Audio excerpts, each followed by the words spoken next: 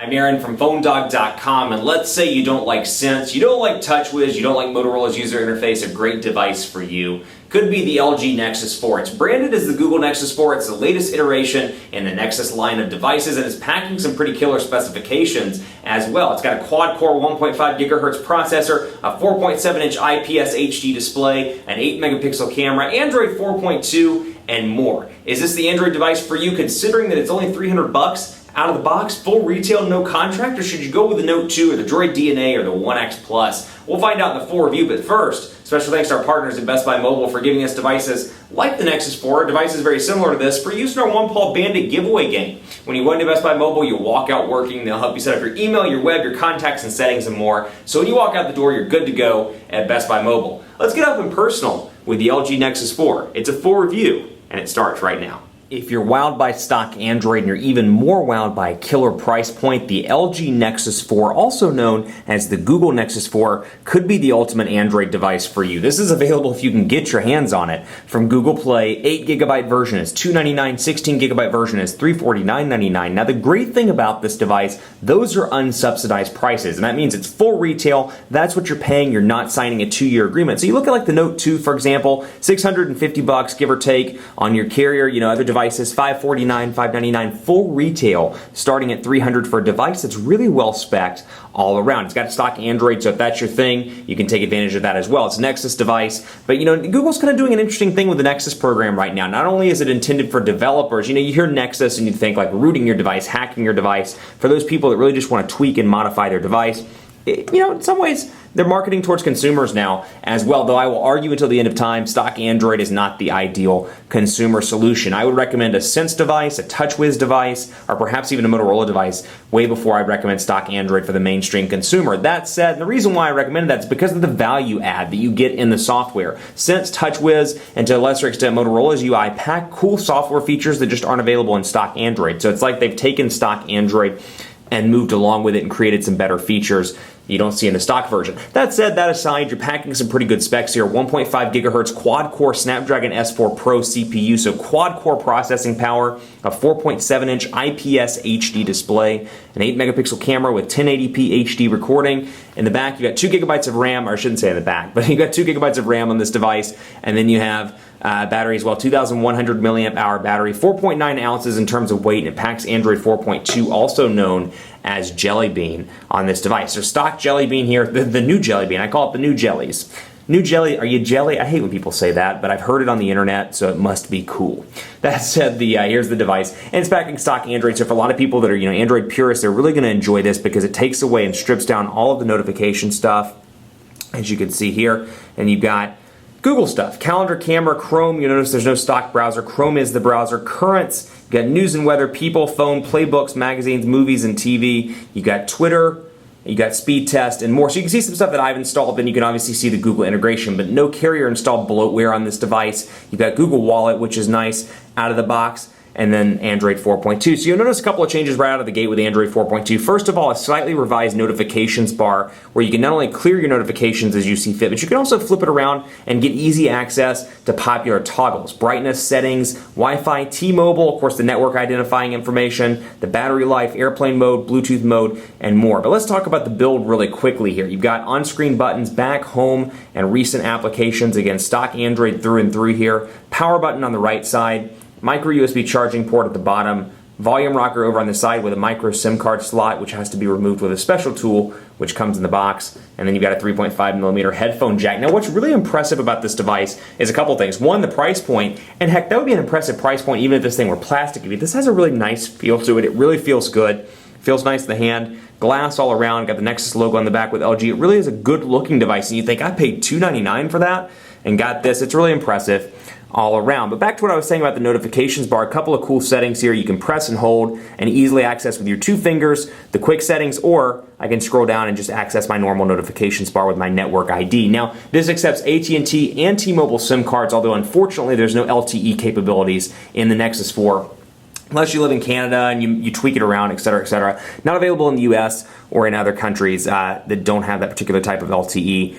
that it has. Long story there. Take a look on the internet if you want to see the full story there. I won't spend time in the review covering that because it's a feature that it technically does not have. That said, let's take a look at Chrome here. PhoneDog.com is already loaded up. Really impressed with Google Chrome, but again, stock Android, just really fluid performance all around. Portrait to landscape transitions. It transitions easily. The overall speed of the browser is fast, and you can really see that quad-core processor doing its magic all around. Then you got your browser settings here, back and forward buttons, of course, desktop site, and then you have your tabs also. And I'm a big fan of the transition effects here, so I can load up CNN just for example, and move through my different tabs, and I like the little transition effects you see there, how the tabs themselves are kind of moving as you scroll back and forth, and then CNN is right there, and then PhoneDog is right there as well. And of course in landscape mode, 4.7-inch display. You don't lose the on-screen button, so you do lose a little bit of screen real estate as you're transitioning over. That said, 4.7 inches is going to be a nice balance for a lot of people. It's still pocketable, it still fits in the hand, and you can still stretch your hand if you have big hands like I do all the way across the actual device. Let's take a look at text messaging as well. It comes with a new keyboard, Android 4.2 keyboard out of the box, and it's got some cool features. First of all, we'll do the quick brown fox. It's ready to party. But then you know what, let's say the quick brown fox is so candid, he loves to party so much that he gets crazy with his typing and wants to go into like a swipe-like functionality. Well, Android 4.2 keyboard out of the box has that ability to do that. So doing, for example, hey there.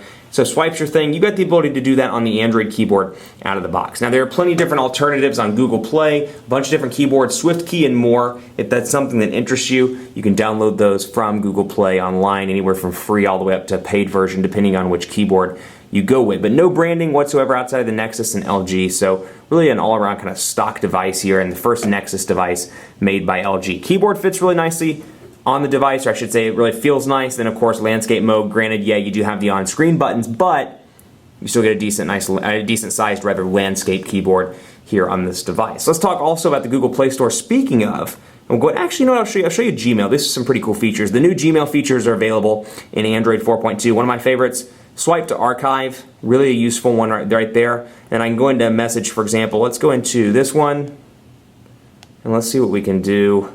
Show pictures. And you can see all the typical settings here with my mark unread, and then change labels, I can delete, and more. So really what I'm kind of focusing on here is the price point, $299.99, really a well-constructed device all around. And so again, for $300 full retail, this is the 16 gigabyte version. The only downside, there's no expandable storage. Once you get to 16 gigabytes or 8 gigabytes, depending on your model, you're kind of stuck. Can't really go anywhere past that, so that's something to keep in mind in terms of a size. Be sure you go with the size you think you're going to use over the course of 2 years if you're going to keep this device for a full 2 years. But again, stock Android through and through, and just to show you some of the changes in Android 4.2, or just kind of some of the changes in general between stock Android, if you haven't seen it in a while, and then of course an overlay, you can see, for example, accounts. This is something we saw in Android 4.1, but it groups the accounts by actual account type. So for example, if I click on Google and I had more than one Google account, all of my Google accounts would show up right here, as opposed to having separate Google, say that 3 times fast, all the way down to the bottom. You got your Google, then you got your Twitter accounts as well. And you can see PhoneDog_Aaron and my personal account, Aaron C. Baker, both loaded there. So again, organized right there in with both, as opposed to actually having separate Twitter, PhoneDog_Aaron and then Aaron C. Baker. So that's something to that I find particularly useful, and from an organizational perspective is pretty cool. The only thing I don't like, or actually there are a few things I don't like about stock Android, but one of the things I don't like about stock Android, there's no percentage indicator. I would love to be able to look at the battery meter up here and say, you know what, I'd like a percentage indicator where I know that that's 91% or that's 97%. And yes, with Android 4.2, they made it a little bit easier. I can just take my 2 fingers and swipe and see 95%.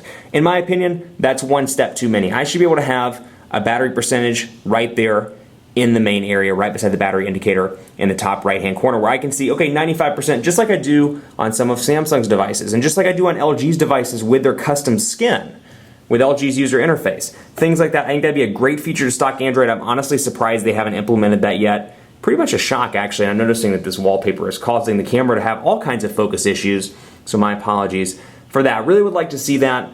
And then, of course, like I said, Android 4.2, I think, some of the value adds you get in TouchWiz and Sense really make it beneficial to go with one. If you're looking for additional software features, S-Beam, you're looking for some of the HTC Sense features that you like, or perhaps you care for the user interface. I think they're really well fleshed out, particularly in today's world. They work really well with Android 4.1 and 4.2. Keep it locked on PhoneDog.com for part 2 of the LG Nexus 4 review. Made by Google, Android 4.2 it's the device to go with if you want stock Android. Stay tuned for the full video review. Part 2 is coming right up.